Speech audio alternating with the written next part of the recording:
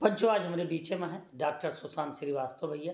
आइए नहीं से हम जानबे ना, ये हैं पशु चिकित्सा प्राध्यापक पशु चिकित्सा एवं पशुपालन महाविद्यालय आचार्य नरेंद्र देव कृषि एवं प्रौद्योगिक विश्वविद्यालय कुमारगंज अयोध्या से। और ये नहीं से आज जानबे ना हम सभी पशु प्रजनन में आने वाली कठिनाइयाँ एवं समाधान के बारे में। नमस्कार किसान भाइयों जी, सबसे पहले आपका स्वागत है हमारे पंचायती में। अब आपसे जानना चाहिए ना कि पशु में खास कई के प्रजनन में कौन कौन कठिनाई आ जाता है। सबसे पहले देखिए, सबसे पहले किसान भाइयों का जो पशुपालन का मुख्य उद्देश्य होता है कि पशु उसका उत्पादक हो। यदि पशु उत्पादक नहीं होगा तो पशु पालने का कोई फायदा नहीं है। यदि पशु दूध के लिए पाला जा रहा है तो दूध का उत्पादन होना चाहिए। यदि पशु मांस के लिए पाला जा रहा है चाहिए तो वो मांस के लिए उत्पादकता होनी चाहिए। उत्पादकता कब होगी? जब वो समय से गर्भित हो। यदि समय से गर्भित नहीं होगा तो वो समय से दूध नहीं देगा, वो अपने जो दुग्ध काल है वो पूरा नहीं करेगा। ऐसी समय यदि डेयरी हम चला रहे हैं, यदि किसी डेयरी में 10% या उससे अधिक पशु अगर किसी भी प्रजनन संबंधी समस्याओं से ग्रसित हैं तो वो डेयरी कभी भी फायदे का सौदा नहीं करेगी। ऐसी दशा में पशुपालक को चाहिए कि ये जो प्रजनन संबंधी समस्याएं हैं वो सबसे कम हो। उसमें से मुख्यतः कौन सी समस्याएं हैं इसके बारे में हमारे सारे किसान भाई जानते हैं। मुख्यतः 2 समस्याएं वो जूझते हैं। या तो पशु उनका समय से गर्भित ऋतु में नहीं आ रहा, गर्मी में नहीं आ रहा। दूसरी समस्या क्या खड़ी हो रही है, पशु गर्मी में तो आ रहा है लेकिन वो गर्भित भी करा रहे हैं लेकिन वो रुक नहीं रहा है, गर्भित नहीं हो रहा है। ये 2 मूलभूत समस्याएं हैं। और भी समस्याएं हैं जो इनसे लगी हुई हैं, लेकिन ये मुख्यतः पहली समस्या है एनस्ट्रस या भी पशु का ऋतुकाल में ना आना। दूसरी समस्या है रिपीट ब्रीडिंग। इसमें पशु बार बार तो ऋतुकाल में आता है लेकिन गर्भित नहीं होता। ये काहे ऐसा हुआ था? देखिए, पशु गर्भकाल बार बार ऋतुकाल में ना आना की मुख्य समस्या जो होती है ये खासतौर से देखा जाता है। इसके मुख्य कारण है अनुवांशिक कारण एक है, दूसरा एक्वायर्ड फैक्टर है। जैसे पशु को हमने समय से उसको जितना आहार की व्यवस्था है, मुख्य कारण हिंदुस्तान में तो यही है कि यदि आहार की व्यवस्था संतुलित नहीं होती है तो पशु की जो बच्चेदानी का विकास घट जाता है। क्योंकि जब भी आहार पशु लेता है तो उसका मुख्य भाग जो होता है वो दुग्ध के उत्पादन में चला जाता है।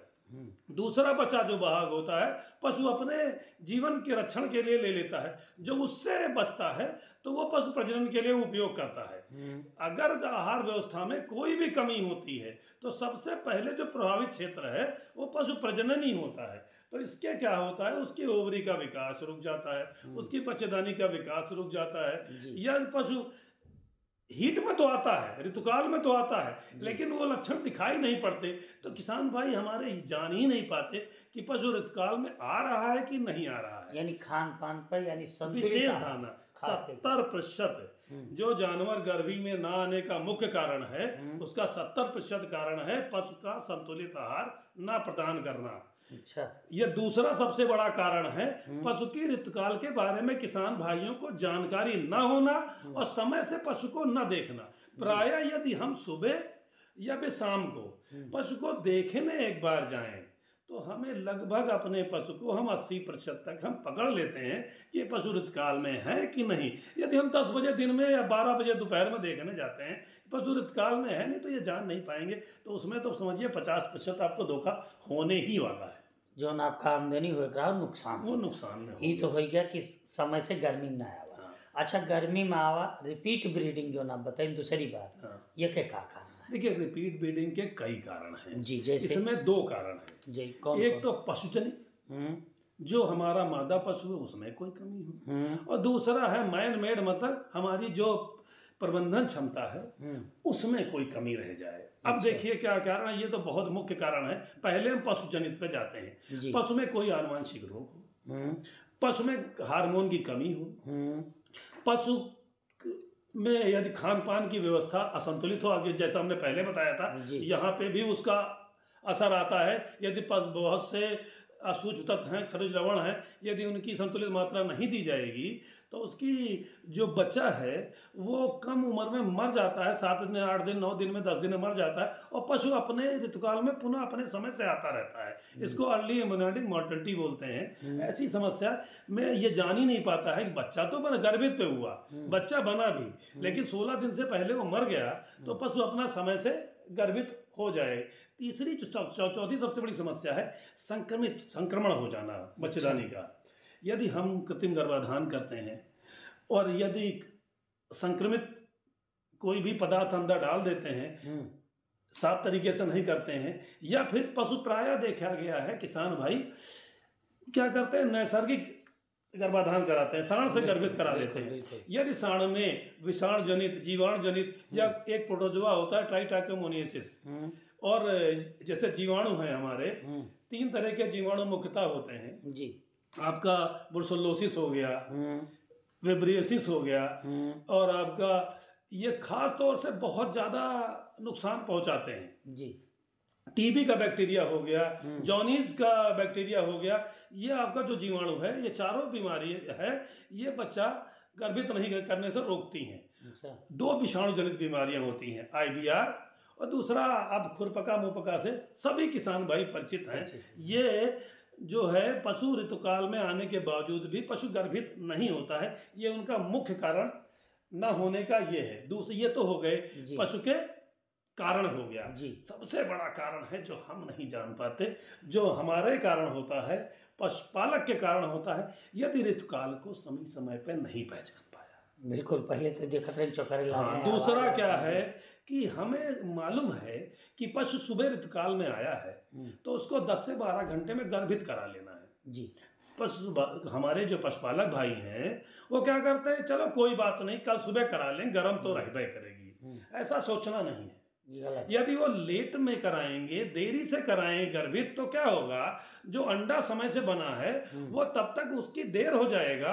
अगर पहले तो गर्भित होने के चांसेस उसकी घट जाएंगे, और बाई चांस अगर गर्भ हो भी गया तो अर्ली एम्ब्रियोनिक मॉर्टेलिटी जो मैंने पहले बताया है आपको, गर्भाशय के अंदर बच्चे की मृत्यु हो जाएगी 9 से 16 दिन के अंतराल पे, तो पुनः ऋतुकाल में आ जाता है जी।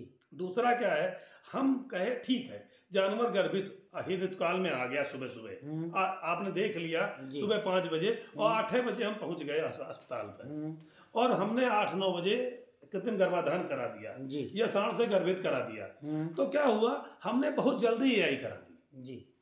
जो हमारा शुक्राणु था, जब अंडा तैयार हुआ, फर्टिलाइजेशन का समय आया, तब तक वो खराब हो गया। बिल्कुल। तो वो गर्भित होने की समस्या उसमें पशु में बनी रहती है, ये हमारा समस्या है। इसलिए किसान भाइयों को चाहिए कि वो समय क्या है, हमेशा 10 से 12 घंटे के अंतराल पर ऋतुकाल के आने के बाद कराना चाहिए, यही उचित समय है, और इसको हर पशुपालक भाई को जानकारी होनी चाहिए। क्यों बुजुर्ग कह रहा का वर्षा जब कृषि सुखानी, समय चूक पुन का पछतानी, यानी अगर समय पर समय के बात न कीजिए बहुत गड़बड़ हो जी।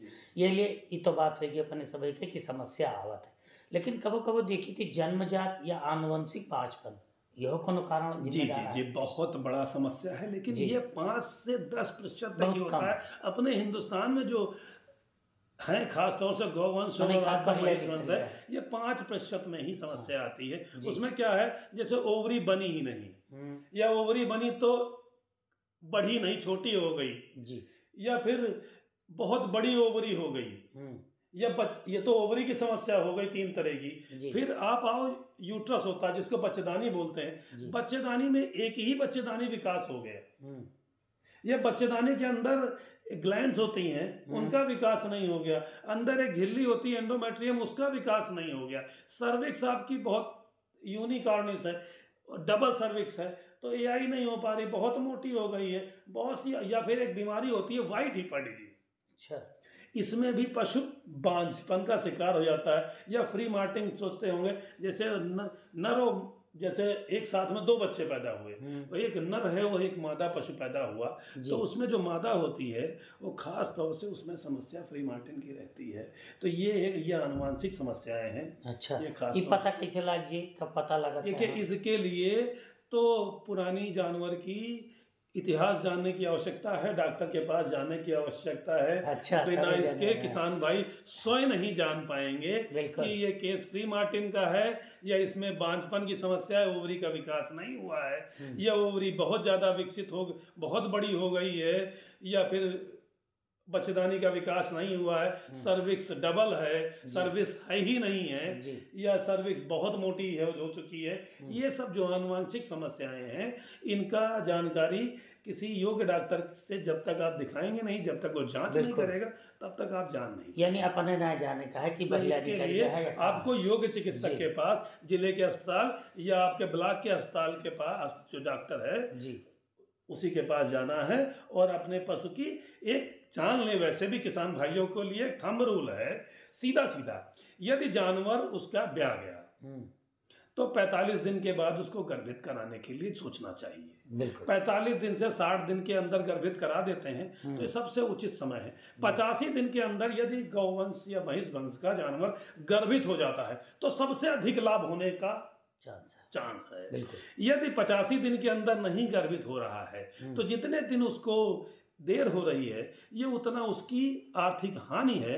तो अपना प्रबंधन इस तरह से करना है कि पशु 85 दिन के अंदर ब्याने के बाद गर्भित हो जाए। और ये अगर यदि अवसर है तो जरूरी नहीं है कि उम्र उसकी 4 साल है तो वो गर्भित होने, एक निश्चित जो भार है जब तक वो ग्रहण नहीं कर लेती है तो पशु के जो बच्चेदानी है उसका विकास नहीं हो पाता है। तो यदि हमेशा पशुपालक को चाहिए कि जब भी अवसर पाले तो उसका खान पान, खनिज लवण का ये है पूरा ध्यान रखे, कितना मिनरल मिक्सचर देना है, कितना नमक देना है, किस तरह से आहार की व्यवस्था करनी है। यदि उसका पूर्ण ख्याल रखेगा तो अच्छा से अच्छा उत्पादन प्राप्त होगा। यानी खास करके हमें ध्यान दिया है कि पशु के प्रजनन में जो आवाली कठिनाई है, खान पान, ये सब समस्या पे विशेष ध्यान दिया है। और समाधान तो आप बताएंगे कि जब हम योग्य चिकित्सक के लगे जा, समय का ध्यान रखब तो निश्चित हमारा जो पशु है उस समय से देखिए प्रबंधन की जो सबसे बड़ी जो आपकी सोच रहे हैं, ये जो आपकी पशु की जो भी समस्याएं हैं, बांझपन की समस्या है, प्रजनन की समस्या है, उसमें 70% है। यदि किसान भाई चौकन्ने रहें तो समस्या आने ही नहीं पाएगी। यानी हमें चौकन्ना रहा तो हमें पहले तो पशु को पहला ज्ञान जानना है, पशु को संतुलित आहार देना है। दूसरा, यदि एक देख लेना अवसर हमारी 2.5 साल के ऊपर की हो चुकी है तो उसको पशुपालन नहीं गर्भित हुई है तो हम योग्य पशु चिकित्सक के पास जाएं। पशु यदि ब्याया है और 85 दिन तक गर्भित नहीं हुआ है तो तुरंत ही पशु चिकित्सक को दिखाएं कि ये हमारे पशु में क्या समस्या है।